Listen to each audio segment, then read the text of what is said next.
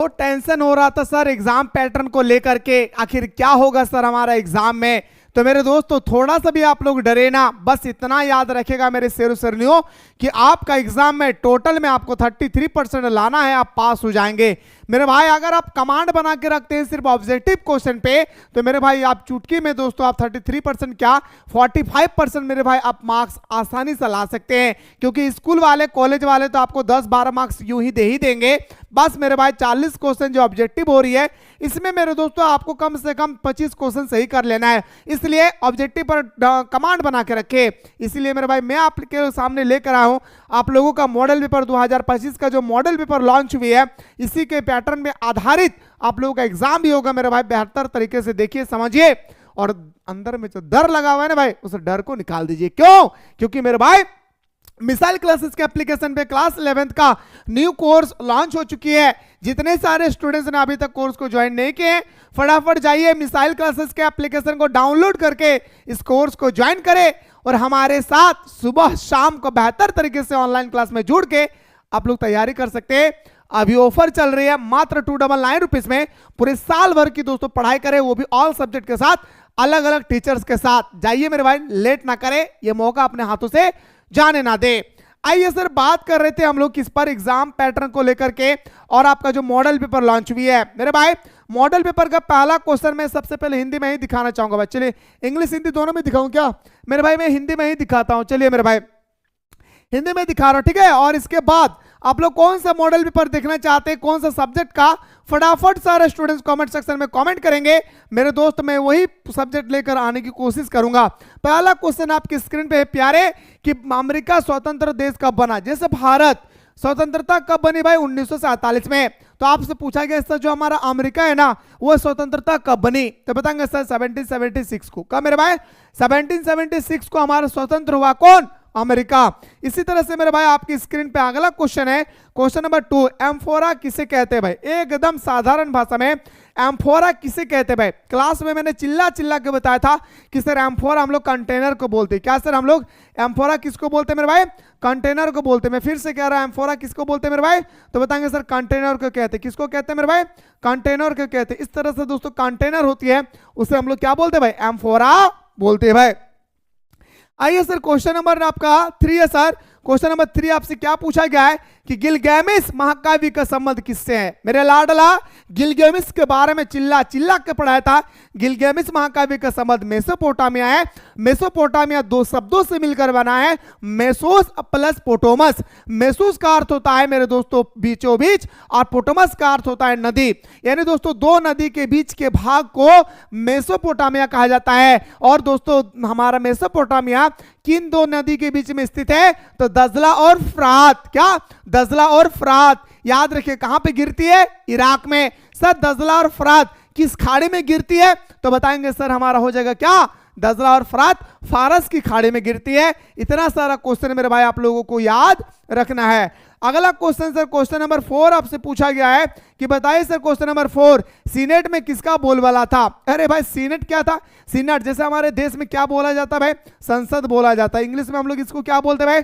Parliament बोलते हैं। इसी तरह से मेरे भाई वहां पे ना सीनेट बोलते थे भाई, ठीक ना। तो सीनेट में किसका बोलबाला था भाई? अभिजात वर्ग, यानी रईस रईस जो लोग थे ना भाई, उसे हम लोग बोलते हैं क्या? अभिजात वर्ग। क्या? अभिजात वर्ग। मुस्कुरा कर बोलिए भाई, ठीक है ना। आइए सर, थोड़ा सा भी टेंशन नहीं लेना भाई, इंग्लिश में तो धुआंधार तरीके से आप लोगों को तैयारी करवा रहा है राहुल सर। एकदम बेफिक्र होकर पढ़िए, उससे बाहर पेपर में नहीं आएंगे। मजेदार तरीके से आप लोग को नोट्स भी प्रोवाइड किया जा रहा है। अगला क्वेश्चन, इक्वाइड्स क्या थे भाई? आपसे पूछा गया इक्वाइड्स जो थे मेरे भाई वो क्या था? तो इक्वाइड्स एक प्रकार का हमारा अश्वरोही था भाई। अश्वरोही किसे कहते हैं भाई? अश्व का मतलब होता है घोड़ा, और रोही का मतलब होता है मेरे दोस्तों क्या? रथ। यानी घोड़े पर बैठकर यात्रा करके दोस्तों जब हमारा लड़ाई होती थी उसी को हम लोग बोलते हैं क्या? अश्वरोही। इक्वाइड्स का अर्थ होता है क्या? तो बताएंगे सर हमारा अश्वरोही। अगला क्वेश्चन पाइए सर, क्वेश्चन नंबर आपके स्क्रीन पे क्वेश्चन नंबर 6 है सर। क्वेश्चन नंबर 6 क्या पूछा गया सर? तो बताएंगे पांडुलिपि से क्या अभिप्राय है मेरे भाई? ये जो पांडुलिपि होती है ना, पांडुलिपि, ये आपसे पूछा गया सर पांडुलिपि से क्या अभिप्राय है भाई? बिल्कुल सबका सही है भाई। पांडुलिपि से क्या अभिप्राय है? तो हाथ से लिखे पुस्तक को हम लोग पांडुलिपि बोलते हैं भाई। क्या? हाथ से लिखे हुए पुस्तक को पांडुलिपि बोलते हैं। एकदम मुस्कुरा कर बताना भाई, टेंशन थोड़ा सा भी नहीं लेना है, क्योंकि पेंशन नहीं मिलेगी, क्योंकि आपका 18 साल हुआ नहीं है, और मैया सम्मान योजना भी आपको नहीं मिलेगी अभी, ठीक है। आइए sir question number 7, question number 7 पूछा गया सर बताइएगा चंगेज खान का जन्म कब हुआ। मेरे दोस्तों चंगेज खान, अरे चंगेज खान, अरे जिसकी मृत्यु 1238 ईस्वी में हुआ था। कब मेरे भाई? 1228 या 38, याद एग्जैक्ट डेट याद नहीं आ रहा भाई, ठीक है ना, 28 या 38 होगी। तो बताएंगे सर इसका जो मृत्यु होती है वो कब होता है मेरे भाई? 1162 में इसका जन्म होती है भाई, सॉरी कहां पे होता है मेरे भाई जन्म? 1162 ईस्वी में इसका जन्म होती है। अरे चंगेज खान का वास्तविक नाम क्या था? तेमुजीन। चंगेज खान के वास्तविक नाम क्या था मेरे लाडला? तो बताएंगे सर तेमुजीन। अगला क्वेश्चन देखिए मेरे भाई, सारा मॉडल पेपर का क्वेश्चन है, ऐसा ही क्वेश्चन आगे पेपर में, घबराना नहीं है भाई। मैं फिर से बता रहा हूं 33% में पास है। मान के चलिए मेरे भाई 40 क्वेश्चन ऑब्जेक्टिव देंगे, 40 क्वेश्चन सब्जेक्टिव, सब्जेक्टिव भाड़ में जाए, और 20 मार्क्स का मिलेगा इंटरनल एग्जाम। 20 में तो आपको 10 मार्क्स 100% मिलेगी भाई। इन मेरे भाई याद रखिएगा, इन 40 में से अगर आप 23 क्वेश्चन सही कर दिए तो 23 और 10 कितना हो गया भाई? आप 33 आसानी से दोस्तों बिना सब्जेक्टिव का सॉल्व किए आप पास हो गए भाई। और हमारे एप्लीकेशन से पढ़े और आपको 23 मार्क्स आए, ऐसा मुझे विश्वास नहीं होता है भाई। क्योंकि मेरे दोस्त आप रिजल्ट दिखेंगे तो आपको पता चलेगा कि कमजोर से कमजोर विद्यार्थी भी 35% से ज्यादा नंबर लाते हैं। कहाँ पे? एक सब्जेक्ट में मेरे भाई। ऑब्जेक्टिव जब थी ना तो 40 क्वेश्चन में 35 क्वेश्चन तो चुटकी में सॉल्व होता था। इतना टेस्ट सीरीज में प्रोवाइड करता मेरे भाई। टेस्ट सीरीज का मतलब एग्जाम पेपर का तरह टेस्ट सीरीज प्रोवाइड किया जाता है, ठीक है, हर एक सब्जेक्ट में 5-5।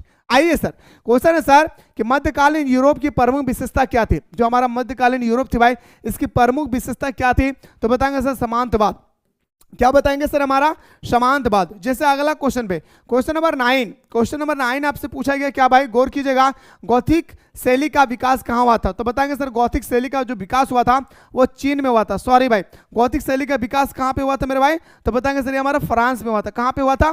फ्रांस में हुआ था। फिर से बोल दो रहा भाई, कहाँ पे हुआ था? फ्रांस में हुआ था। गौथिक शैली का विकास कहाँ पे हुआ था? फ्रांस में हुआ था। जैसे अगला क्वेश्चन, क्वेश्चन नंबर 10 आपसे पूछा गया कि सर रोम साम्राज्य कहां तक फैला हुआ था? तो बताएंगे सर रोम साम्राज्य था मेरे भाई सीरिया तक फैला हुआ था। कहां तक रोम साम्राज्य फैला हुआ था? कहां तक मेरे भाई?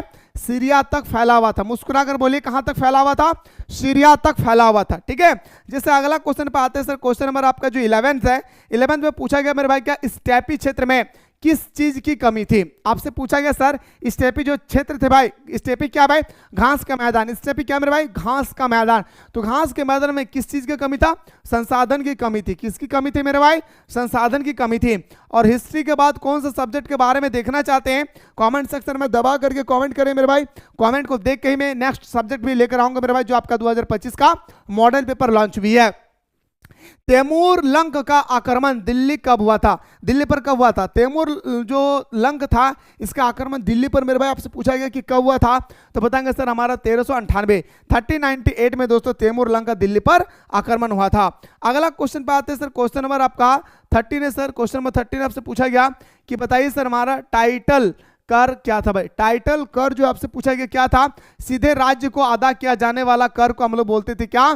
टाइटल कर। मतलब किसी भी व्यक्ति के हाथ पे ना दे करके सीधा दोस्तों हम लोग डायरेक्ट जो टैक्स को हम लोग जमा करते थे उसी को बोलते थे मेरे भाई क्या? टाइटल कर। ओके चलिए सर अगला क्वेश्चन पे आते हैं सर। क्वेश्चन नंबर नेक्स्ट पे आते हैं। आपकी स्क्रीन पे दोस्तों क्वेश्चन नंबर 14 है, बताएंगे फटाफट। सारे स्टूडेंट्स बताएं मेरे भाई पुनर्जागरण का प्रथम प्रारंभ कहां से हुआ था भाई? पुनर्जागरण का सर्वप्रथम कहां पर आरंभ हुआ था? पुनर्जागरण जो आरंभ हुई थी मेरे भाई वो आपसे पूछा गया कि कहां पे आरंभ हुआ था? तो बताएंगे सर इटली में। कहां पे हुआ था मेरे भाई? इटली में। कहां पे हुआ था? मुस्कुराकर बोलिए, इटली में हुआ था। जैसे अगला क्वेश्चन आपके स्क्रीन पे है भाई, क्वेश्चन नंबर 15। क्वेश्चन नंबर 15 है सर, प्रथम रोम सम्राट कौन था? अगस्टस। याद रखिएगा प्रथम रोम सम्राट कौन था मेरे भाई? अगस्टस था। कौन था? अगस्टस। अगला क्वेश्चन पे आते हैं सर, क्वेश्चन नंबर आपका 16 पे आते हैं सर, ऑस्ट्रेलिया संघ कब अस्तित्व में आया? आपसे पूछा गया सर, याद रखिएगा ऑस्ट्रेलिया संघ कब अस्तित्व में आया? मेरे भाई आपके सामने 4 विकल्प है, इन 4 विकल्पों में से एक विकल्प का चयन करना है। तो ऑस्ट्रेलिया संघ कब आया था मेरे भाई? तो 1901 में। कब आया था? 1901 में। और आप लोग यहाँ पे जैसे क्वेश्चन पेपर देख रहे हैं ना भाई, याद रखिएगा फाइनल एग्जाम में भी D2 आपके पेपर में ऐसा ही क्वेश्चन छपेगी जैसे अभी आप लोग देख पा रहे हैं। इसलिए मेरे दोस्तों जितने सारे मॉडल पेपर लॉन्च हुई है, मैं ज़्यादा से ज़्यादा कोशिश कर रहा भाई कि जल्दी जल्दी आप लोगों को प्रोवाइड कर दूं, ताकि आप लोगों को पता चल जाएगी कि अगर किस प्रकार हमारे एग्जाम में क्वेश्चन पूछने की संभावनाएं हैं। बाकी अगर आप लोग चाहते हैं कि सर मुझे अच्छी तरह से तैयारी करना है, तो मेरे दोस्तों आपके सामने हमारा मिसाइल क्लासेस के एप्लीकेशन फाउंडेशन कोर्स अवेलेबल हो चुके हैं। फटाफट दोस्तों ज्वाइन करके हमारे साथ सुबह शाम आनंद लेकर के अलग अलग टीचर्स के साथ दोस्तों जुड़ के आप अपनी तैयारी को मजबूत कर सकते हैं भाई। अभी ऑफर चल रहे हैं मेरे भाई, अपने हाथों से जाने ना दे। ये वो कोर्स है मेरे भाई जो आप लोगों को बेटर तरीके से बताया जाता है, और जो बताया जाएगा उसी अकॉर्डिंग आपके पेपर में छपेगी भाई।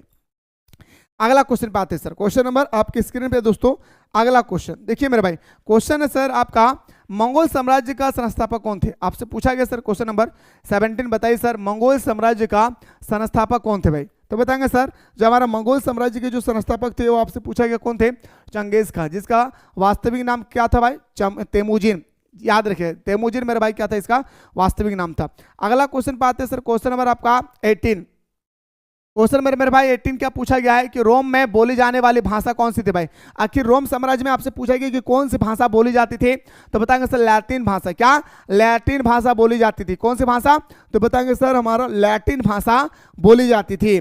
जैसे मेरे भाई अगला क्वेश्चन पे आते हैं। क्वेश्चन नंबर आपका 19। क्वेश्चन नंबर 19 क्या पूछा जा रहा है भाई? गौर कीजिएगा, मेसोपोटामी की प्रथम भाषा क्या थी? आपसे पूछा गया जो हमारा मेसोपोटामिया थी, जो दजला और फ्रात नदी के किनारे स्थित है, उसकी प्रथम भाषा क्या थी? तो बताएंगे सर इसकी प्रथम भाषा थी सुमेरियन भाषा। क्या बताएंगे सर? सुमेरियन भाषा थी। कौन सी भाषा थी? सुमेरियन भाषा थी। ठीक है।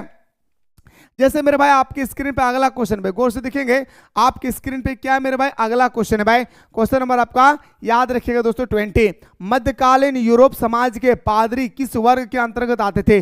पादरी लोग जो थे ना भाई वो किस वर्ग में आते थे? तो बताएंगे सर पादरी वर्ग हमेशा प्रथम श्रेणी में आते थे। कहां पे मेरे भाई?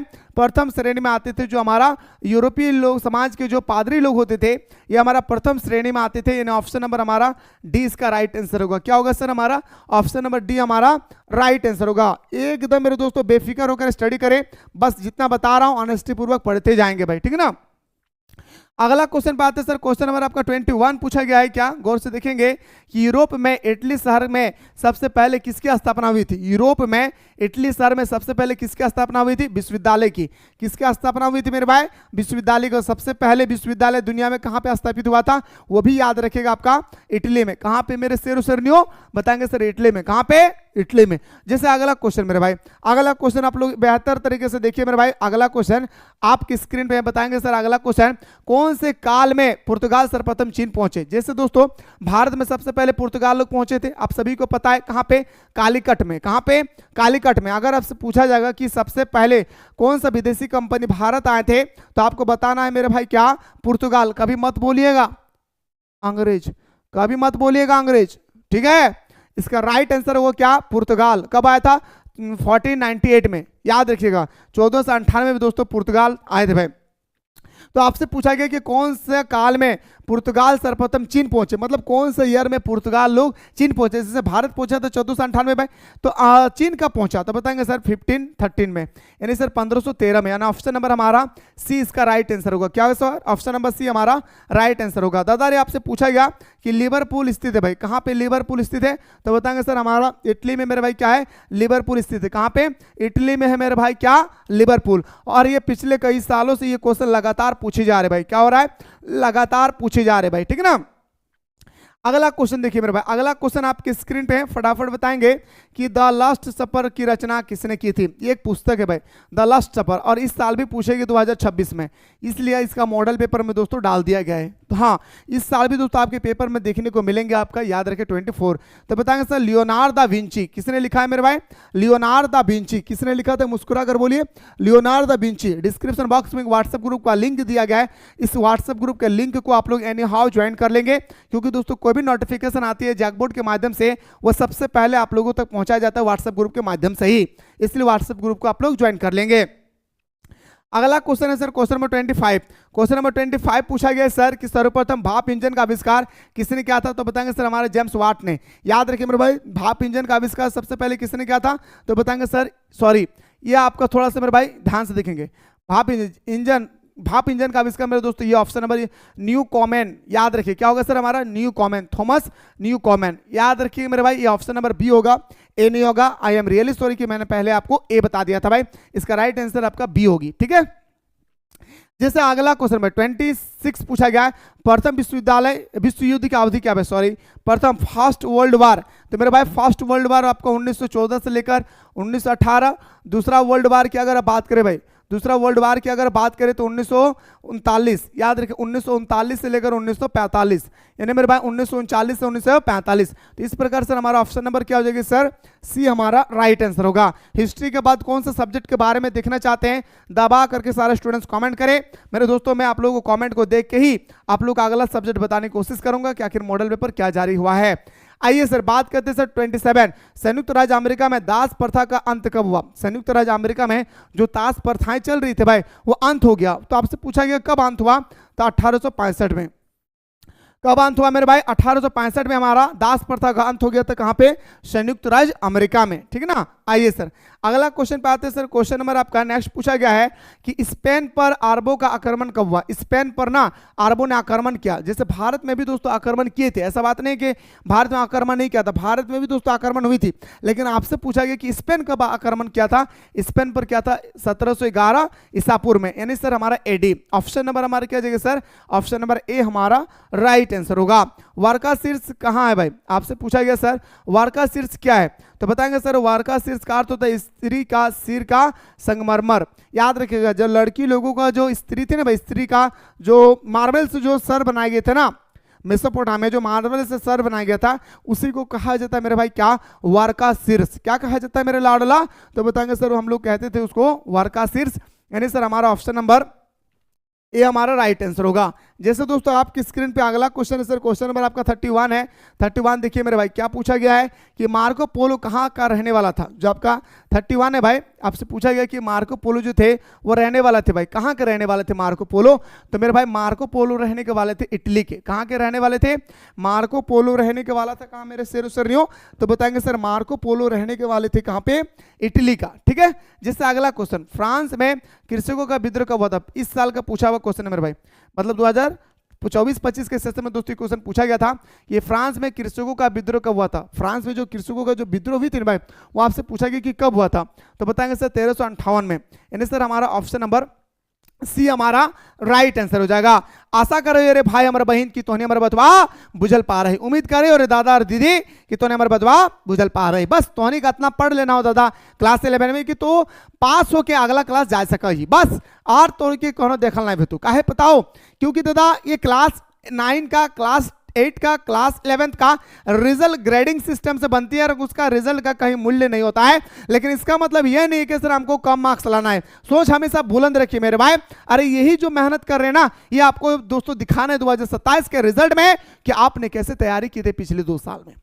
इसलिए मेरे भाई नया सेशन जब स्टार्ट होगी, स्टार्टिंग में ही जो फाउंडेशन कोर्स लॉन्च होगा जहां पे क्लास 12 में सबसे पहले चैप्टर समझाया जाएगी, फिर ऑब्जेक्टिव बताया जाएगा, फिर आप लोगों को सब्जेक्टिव बताया जाएगी, इसके बाद आपका 5 साल का मॉडल पेपर, 5 साल का PYQ selected question test series free, crash course free. इस कोर्स को दोस्तों आप लोग एनी हाउ ज्वाइन करेंगे, एकदम बच्चों की तरह क्लास में आप लोगों को समझाया जाएगा, ठीक है भाई।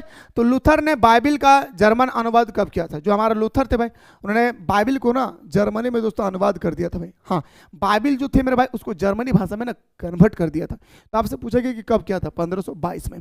कब किया था मेरे भाई, 1522 में। जैसे अगला क्वेश्चन में 34 है भाई, द प्रिंस नामक पुस्तक किसने लिखी भाई। ये बहुत इंपॉर्टेंट है भाई, द प्रिंस नामक जो पुस्तक है ना भाई ये बहुत इंपॉर्टेंट, इस चीज को याद रखिएगा, बहुत इंपॉर्टेंट है इसलिए मेरे भाई क्योंकि पिछले कई सालों से लगातार पूछा जा रहा है। तो हम बताएंगे सर मैकियावेली। द प्रिंस नामक पुस्तक किसने लिखा भाई, मैकियावेली। और यही क्वेश्चन मेरे दोस्तों आपको पॉलिटिकल साइंस में भी देखने को मिलेंगे कि द प्रिंस नामक पुस्तक किसने लिखा है, मैकियावेली ने भाई, ठीक है।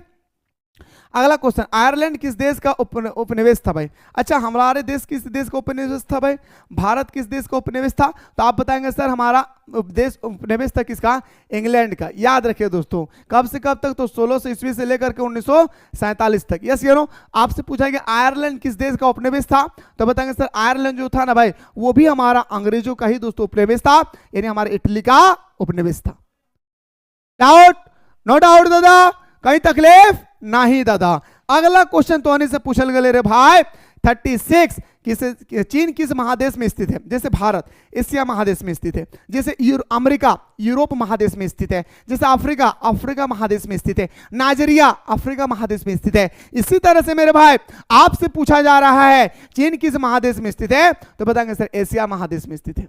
याद रखिएगा चीन किस महादेश में स्थित है मेरे भाई, तो बताएंगे सर हमारा एशिया महादेश में स्थित है। अगला, दूरबीन का आविष्कार किसने किया था? जी हाँ, दूरबीन का आविष्कार दिख रहा है भाई, ये दूरबीन का आविष्कार करने वाला कौन था मेरे भाई? Galileo.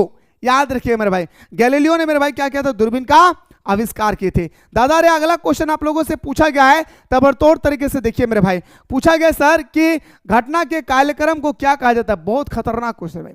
38 is the most important of exam 2026। याद रखिएगा, घटना के कार्यक्रम को क्या कहते हैं भाई? इतिवृत्त कहते हैं भाई, इतिवृत्त बोलते भाई। इस चीज को ख्याल रखिएगा। कोरिया की पहली महिला राष्ट्रपति कौन थी भाई? कोरिया की पहली महिला राष्ट्रपति थी हमारा खन, पार्क खन है। याद रखिए मेरे भाई। जैसे अगला क्वेश्चन पूछा गया भाई, क्वेश्चन नंबर आपका 40 कौन सा पूछा गया मेरे शेरों सरनियों? 40 कि जापान में पहली बार महिलाओं ने मतदान किया था। जापान में पहली बार महिलाओं ने मतदान किया था कब? तो बताएंगे सर 1944 में, यानी 1944 में। विश्व में सबसे पहले महिलाओं को वोट देने का अधिकार कौन सा देश ने दिया था? तो बताएंगे सर हमारा न्यूजीलैंड ने। सबसे बाद में कौन से देश ने महिलाओं को वोट देने का अधिकार दिया?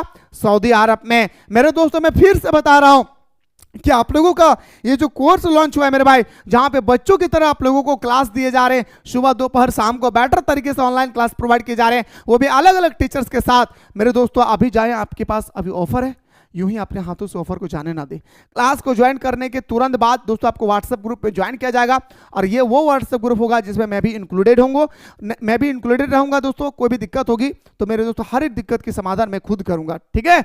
इतना बताने के बाद मेरे दोस्तों अगर आप लोग चाहते हैं कि इसके अलावा मुझे ये सब्जेक्ट चाहिए, वो सब्जेक्ट चाहिए, ये सब्जेक्ट चाहिए, कॉमेंट कीजिएगा, मैं आप लोगों को बताने की पूरी कोशिश करूंगा। फिलहाल बात करता हूं दोस्तों नेक्स्ट वीडियो में।